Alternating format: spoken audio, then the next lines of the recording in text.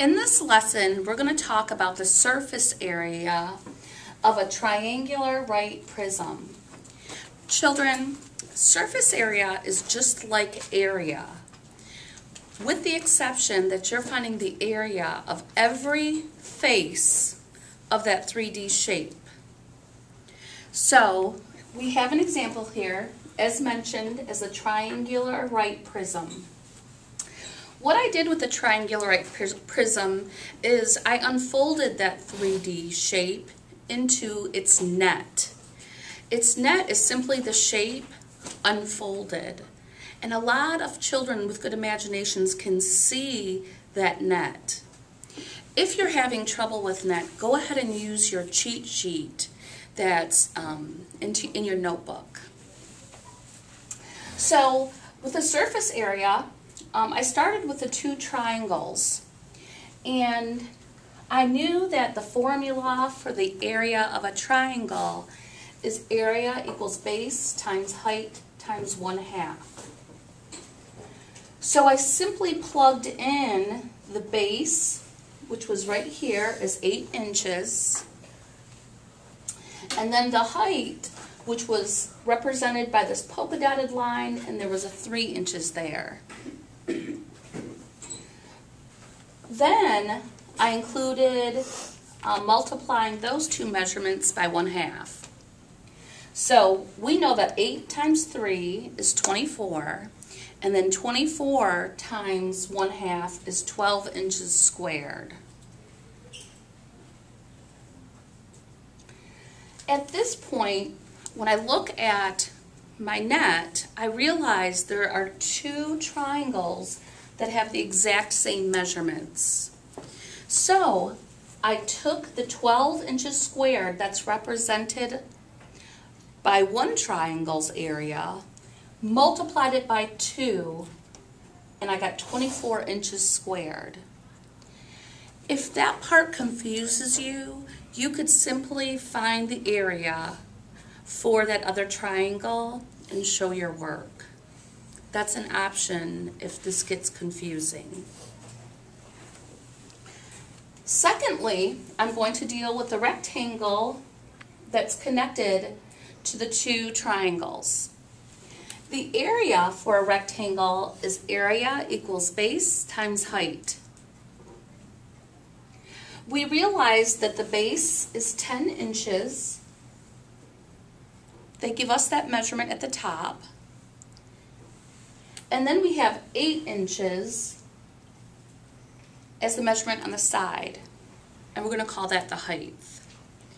Now, just like in the commutative property, children, it doesn't matter what you put first because you'll get the same product when you're multiplying. In other words, 10 times 8 is 80, and 8 times 10 is 80. So I don't want you to get tripped up on which one is the base and which one is the height. When you multiply, you should get the same product. And once again, that's the commutative property of multiplication. So like mentioned, I multiplied 10 inches by 8 inches, and I got 80 inches squared. So that covered this first green triangle. Some children may make the mistake of multiplying that 80 inches by 3. You can't do that because if you pay close attention, these two rectangles have different measurements than the one in green. So let's move on to the other two brown shaded rectangles. The same formula. Area equals base times height. Area equals 10 inches times 5 inches. I've got that measurement up here, and I notice it stays the same as you continue down with the net. The 5 inches is the different measurement in the brown rectangle as opposed to the green rectangle. So we do 10 inches times 5 inches. We have 50 inches squared when we solve, I took the 50 inches squared and multiplied it by 2 to get 100 inches squared. The reason I did this step, multiplying it by 2, because I notice in our net, these two are exactly the same size and they have the same measurements.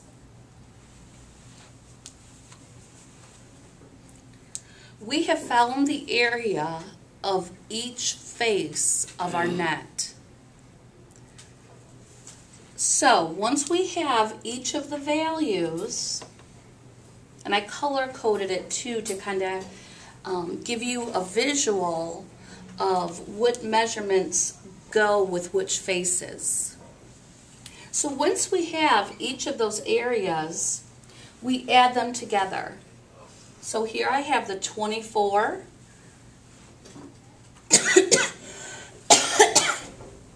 gross, which is represented by the 2 triangles.